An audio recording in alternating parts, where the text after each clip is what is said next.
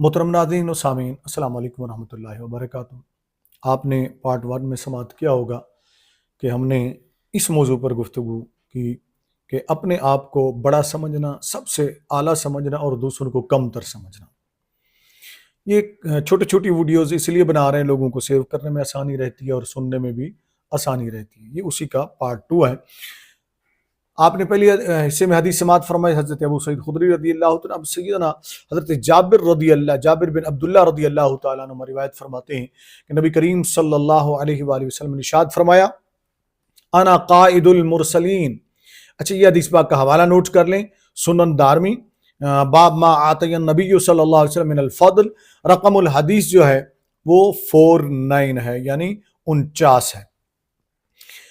आगे नबी करीम सल्लल्लाहु अलैहि वसल्लम क्या इरशाद फरमा रहे हैं, इसको आप गौर से सुनें।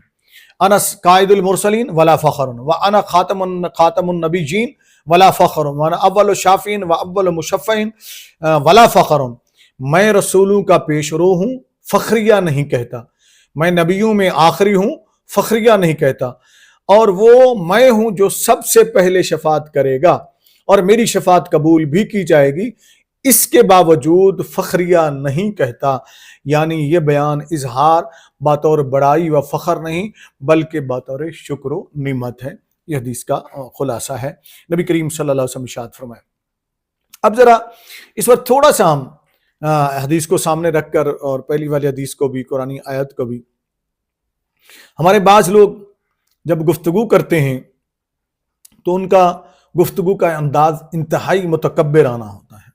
यानी दूसरों का जिक्र इंतहाई ताकीर के साथ करते हैं और अपने आप को अक्ल कुल समझकर मुतकब्बिराना अंदाज में गुफ्तगू करते हैं। ये तकरीबन हमारे माशरे के अंदर हर तबके के अंदर ये चीज़ पाई जा रही है। फिर अपनी चाल ढाल, रहन सहन, लिबास, गाड़ी, घर, पैसा, दौलत, इन चीज़ों को सामने रखकर या अपनी डिग्रियों को सामने रखकर या अपने मनसब को सामने रखकर या अपने ओहदे को सामने रखकर फिर इस पर फ़ख्र का इजहार करते हैं, बड़ाई का इजहार करते हैं। लेकिन जब ऐसे लोगों को रोका जाता है, मेरा कई दफ़ा ऐसे लोगों से पाला पड़ा, या मैं कहीं गुफ्तगू भी करता हूँ, वहाँ भी इजहार करता हूँ, तो लोग मुझे कहते हैं डॉक्टर साहब हाथ हौला रखा करो। तो क्या हाथ हौला रखें यार? कुरान की तालीमात भी ना बयान करें, नबी करीम सल्लल्लाहु अलैहि वसल्लम की सीरत भी बयान ना करें, नबी करीम सल्लल्लाहु अलैहि वसल्लम के इरशादात बयान न करें और लोगों से ये तकाजा न करें कि कुरान हदीस ये कहते हैं, नबी करीम सल्लल्लाहु अलैहि वसल्लम का अमल मुबारक ये कहता है और तुम क्या करते हो। इस पर भी कहा जाए कि हाथ हौला रखें तो अक्सर वो आगे से फिर बहाने बनाते हैं। जब भी उनके इस्लाह करने की कोशिश की जाए, उन्हें बताया जाए, तवज्जो दिलाई जाए, रोका जाए इन चीज़ों से, तो आगे से वो पता है क्या कहते हैं? कहते हैं जी देखें जी, हम तकब्बुर और बड़ाई के लिए नहीं ऐसा करते, बल्कि अल्लाह ताला की नेमतों का, अल्लाह ताला की नेमतों का इजहार कर रहे हैं। और बात और दलील वो क्या कहते हैं?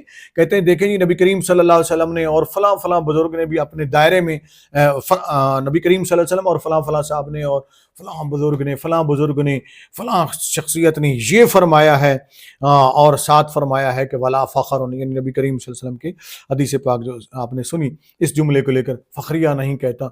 ऐसे लोगों को मैं गुजारिश करूंगा कि अपने दायरे में रहें, अपने दायरे में रहें, अपने दायरे में रहें। ये मैंने जुमला 3 बार इसलिए दोहराया है कि काश कोई इस तरफ तवज्जो कर ले और बड़ों से अपना मुकाबला न करें, मवासना न करें। वो कहां और हम कहां, मवासना बनता नहीं है। नबी करीम सल्लल्लाहु अलैहि वसल्लम ने जो ये फरमाया है कि जो आका अलैहि सलाम ने फरमाया वला फ़ख्रुन, तो उन्होंने खुद से नहीं फरमाया, बल्कि उन्होंने अल्लाह अज़्ज़ा व जल के हुक्म से फरमाया। रब करीम ने इरशाद फरमाया, वमा यंतिकु अनिल हवा इन हुवा इल्ला वह्युन यूहा। ये सूरतुन नज्म है, आयत नंबर 3-4 है कि सुनो, मेरे महबूब अलैहिस्सलातु वस्सलाम अपनी ख्वाहिश से कुछ भी नहीं कहते।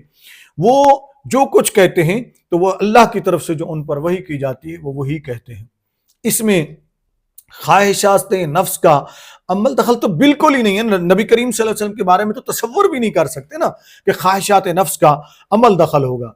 जबकि हम अगर ऐसा करेंगे तो हमारे अमल के अंदर ख्वाहिश नफ्स का अमल दखल का 100% इम्कान मौजूद है।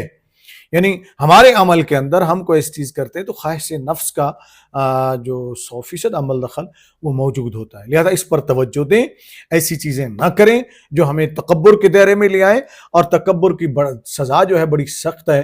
نبی کریم صلی اللہ علیہ وآلہ وسلم اور بزرگان دین سے اپنا موازنہ نہ کیا کریں، یہ انسان کو گستاخی کی طرف پھر لے جاتی ہے کہ پھر وہ انسان کسی کو کچھ بھی نہیں سمجھنے لگتا، اور پھر سب کچھ خود کو خود سب کچھ سمجھنے لگ جاتا ہے۔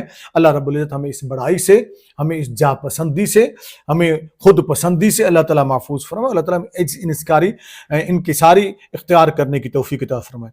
اور نبی کریم صلی اللہ علیہ وسلم اور بزرگوں کے جو اعمال مبارکہ ہیں ان کو بنیاد بنا کر یا ان کو سامنے رکھ کر فخر کرنا یا اس بڑائی کا اظہار کرنا ہمیں کسی طور پر بھی زیب نہیں دیتا ہے۔ اپنی بڑائی اور فخر چاہنا، اس سے کیا ہوتا ہے؟ کوئی آدمی اپنے آپ کو چاہتا ہے کہ میری کوئی بڑائی بیان کرے، میرا اور فخر کرے، یا خود ایسی فخریہ باتیں کریں، تو یہ گمراہی کا سبب ہے۔ میں نے جو پہلے جملہ عرض کر دیا، تو یہ گمراہی کا سبب ہے۔ رب کریم نے قرآن کریم میں ارشاد فرمایا، سأصرف عن آیاتی الذین یتکبرون فی الارض بغیر الحق۔ یہ سورت اعراف ہے، آیت نمبر 146، ٹھیک ہے نا جی، سورت اعراف کی آیت نمبر 146 ہے، جس میں رب کریم نے ارشاد فرمایا، اور میں اپنی آیتوں سے انہیں پھیر دوں گا جو زمین میں ناحق اپنی بڑائی چاہتے ہیں۔ سمجھ گئے آپ؟ یوں تو حافظ بھی ہونے کے دعوے دار ہو، یوں تو عالم ہونے کے دعوے دار ہو، سید ہونے کے دعوے دار ہو، خطیب ہونے کے دعوے دار ہو، مسلمان ہونے کے دعوے دار ہو، نبی کریم صلی اللہ علیہ وسلم کے غلام ہونے کے دعوے دار ہو، اللہ کے بندے ہونے کے دعوے دار ہو، قرآن پر ایمان رکھنے کے دعوے دار ہو، تو رب کیا فرما رہا ہے کہ بڑائی چاہتے ہو، اپنے آپ کو بڑا سمجھتے ہو، چاہتے ہو کہ لوگ تمہاری بڑائی بیان کریں، تمہیں بڑا تسلیم کر لیں، تو رب کریم نے فرمایا کہ میں ایسے لوگوں کو اپنی آیتوں سے پھیر دوں گا، یعنی وہ ان کو قرآن کے فیضان سے محروم کر دوں گا، اللہ کے اسرار و رموز سے محروم کر دوں گا، اور جو روحانیت ہے اسلام کی اس سے انہیں محروم کر دوں گا۔ یہ ساری چیزیں اسی کے اندر آ جاتی ہیں۔ اللہ رب العزت، جیسا کہ میں نے پہلے عرض کیا کہ اللہ رب العزت بڑائی چاہنے والوں کو، اپنے آپ کو اترانے والوں کو پسند نہیں فرماتا ہے۔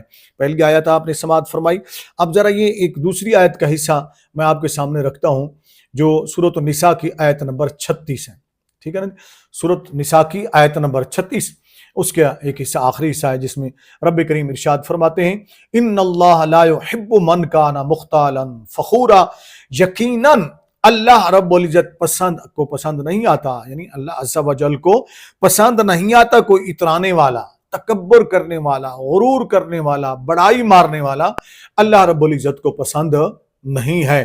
یہ اللہ کا فرمان ہے۔ پہلے نبی کریم صلی اللہ علیہ وسلم کے ارشادات مبارکہ آپ نے سماعت فرمائے۔